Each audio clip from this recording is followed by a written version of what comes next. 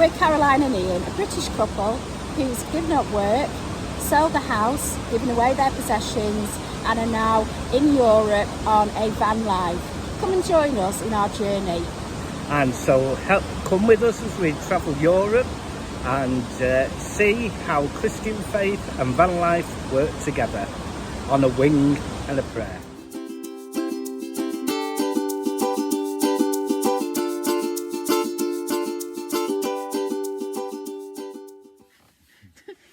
Go.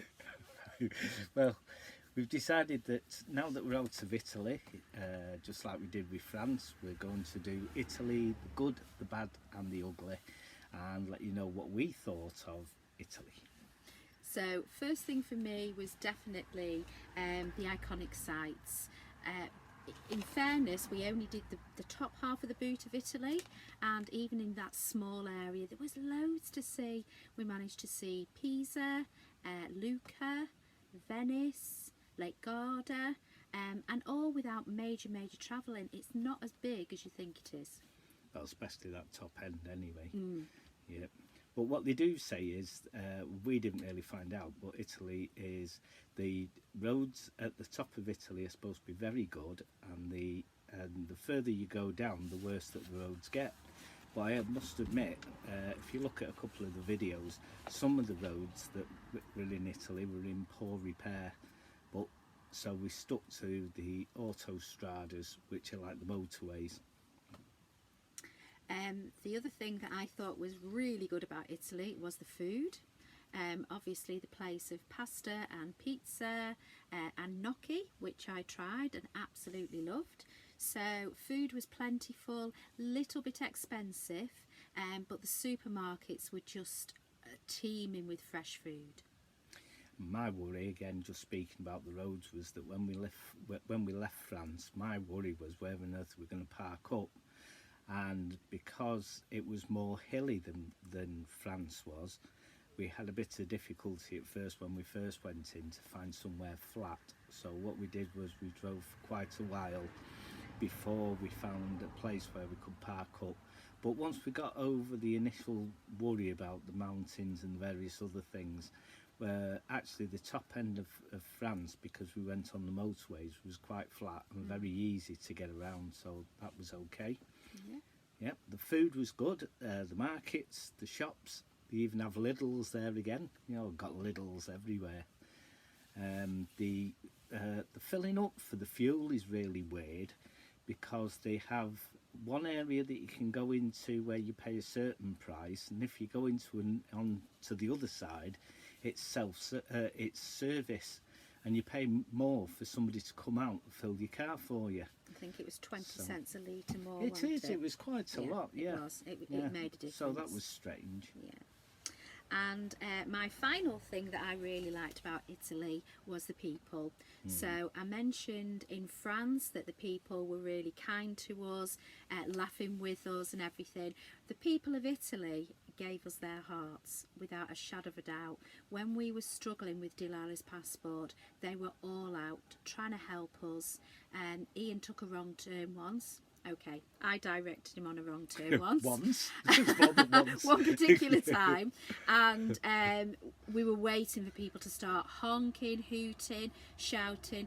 They didn't. They just waited while we reversed, turned round and went where we should be going. But the people of Italy, you are enchanting. You know, you're very kind and, like I say, loving to everybody. It was, because our first impression of Italy was that people were trying to run you down. If you look at those first videos, and even in the shops when you were going around the big supermarkets, they were coming at you with trolleys. But it was really weird that the longer that we stayed, the more that they seemed to get adhered to them. So I think it was probably because we were trying a bit harder when we actually got in to actually speak some Italian and to sort of bridge that communication. But Italy, all in all, you were brilliant.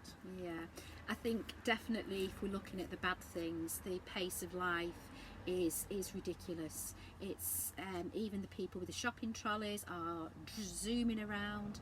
If you go and order a meal, it's placed in front of you within minutes. You know, it's not a big long night out like it was in France. Must be fast cooks. You know, So yeah, the pace of life. Why are you rushing, Italians? What's it all about? I don't know. You rush everywhere. And the other bad thing about Italy, which we've not really found so much in other countries so far, is flies. Wherever we went, whatever site we went on, there were black flies absolutely everywhere, and we couldn't get rid of them. Whatever we tried, it didn't work. You just ended up having to live with them, didn't you? Yeah, I think that could just be the weather though, couldn't it? Possibly, You know, possibly. just the time of year. Bit like you get in Scotland, if you go up there at a certain time, you get all the midges. So anyway, I suppose you kind of get on with it, don't you? Yeah. So would we go back to Italy? Oh yes, absolutely. I think so. I think we might even try the bottom end. Yeah. So we have only done a very small portion at the top, and definitely we'd like to go down the leg of the boot, into the foot of the boot, down to the heel of the boot, and then we will feel like we've definitely done Italy.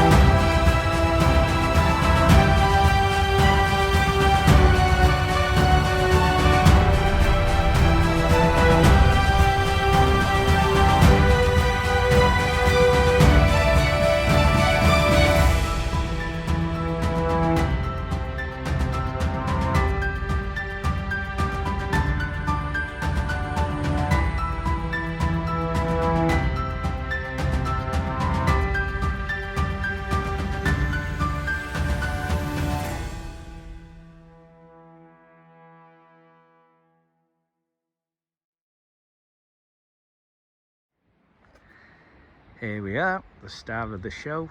Quite a few people have been asking about how we've been getting on in the van and how well does it cope, etc. Well, this is Welcome to Frankie. As you can see, it's a Frankia, which is a German make. The vehicle and the engine is a Fiat. Most camper vans are Fiats. One of the first things that you can see is the curtains that go over the windows. Cracking idea. It takes you 2 seconds as soon as you pull up just to slide those across, and straight away it's cool. And the other thing is that they blank all the light out, so it's a cracking idea for that, because some people put things on the outside like silver foil things, and to be honest, to be faffing around with all that kind of stuff isn't very good. Well, from the inside, when you see the inside later, you'll see the nest where we sleep, and that's one of the windows, and it's got a window on the other side, and it's like a little lookout tower. It's great. As you can see, 2 windows there, fantastic. Gas bottles, they've been performing really well.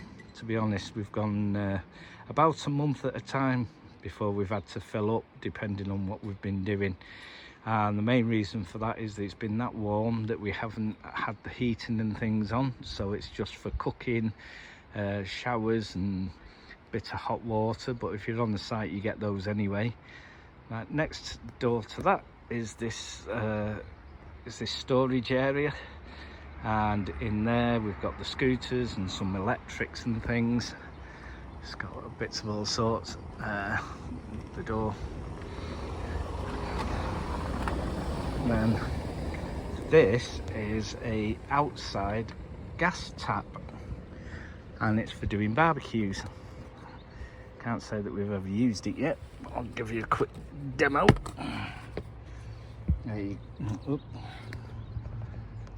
And I managed to get the connection for it, and so that's when we do get to use it, which I'm sure that we will at some point. That'll be a little godsend, so you don't have to do all your cooking on the inside. Plenty of windows, which is good. We've had the awning out. I'll put a picture on later on, the picture of the awning. The awning's massive on it, comes out quite a way. But we've only used it a few times because, to be honest, we've not really needed it. And as you can see, this is the size of your storage area, and there's loads of storage that goes, if I can show it you, goes all the way through. I'm trying to show it you, I don't know if you can see it, perhaps not. But these little boxes that I've got just fit into through these panels at the side. So that's worked out really well, because you just fill them and then everything's sorted. So underneath here is yet another storage area. Let's just open that up. And the green bag has got the second toilet cassette in it, so we can stay off grid for a while. So that's the toilet. Well, it's the cassette, obviously toilet's at the top. But it's got a spare one, so as soon as one gets full you can put the other one underneath there. That other bit is a storage area, and that again goes all the way through the van. Absolutely brilliant it is. Size wise for storage on the outside is massive. It's got the reversing cameras, and there you go. So imagine the length of that the storage goes right the way through. I'll try and show you on another one of these if I can. Right, so everybody says, where do you put your guitar? Well, one guitar is under here. And there it is. That's beautiful. And as you can see, this is where all the electrics and things are, and hopefully there you can see that these storage units go right the way through, and these boxes filled all the way through are quite easy to get at, because you can get at one end or the other. And that was the motor for the pull-out bit. This pull-out, I think I might explain on the other video, but the Frankia van doesn't have a pull-out from Germany. If you're German and you buy it from Germany, they don't normally have the pull-out bit. The pull-out bit is only for the European market. So people come over and they're absolutely mesmerised by the pull-out on it. Now then, here's our water tank. That's working well. And this, anybody who's got a Frankia, it took us ages to find this. This pipe here is actually for filling up if you're not using your hose. If you don't use the water hose to fill up, you just pop the top of that off and pour water in there. So you can get water source from anywhere and fill up your waters. Here, outside shower. Used it for Delilah. I've used it twice, and it's quite handy, to be honest.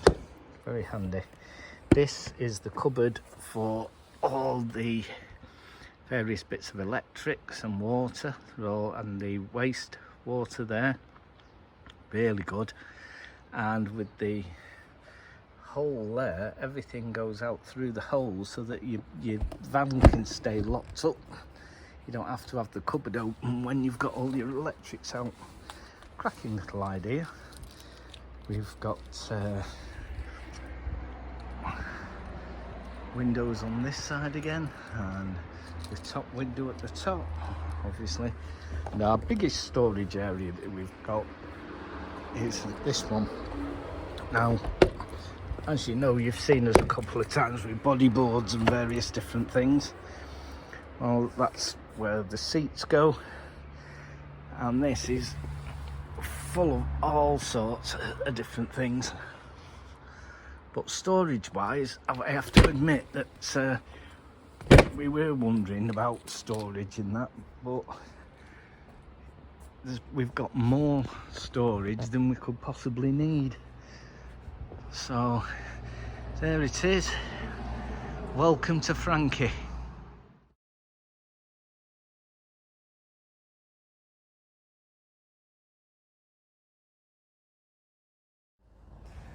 So we just really want to thank you for coming and joining us in our home, and for all the comments, the encouragement. You cannot believe how wonderful it is. You know, it isn't all rainbows and sunshine. Sometimes it does get pretty dire, and your love and support has helped us to manage this last year. Well, it's not roughing it, is it, love, really? You know, Thank you, and thank you, God, for a full year of van life. And keeping us safe. Yeah. So I'll just close by showing you Delilah in her favourite area, outside, in the cool. And there she is, under the trees. Happy birthday to van life. Happy birthday to van life. Happy birthday, dear van life. Frankie. Happy birthday to us.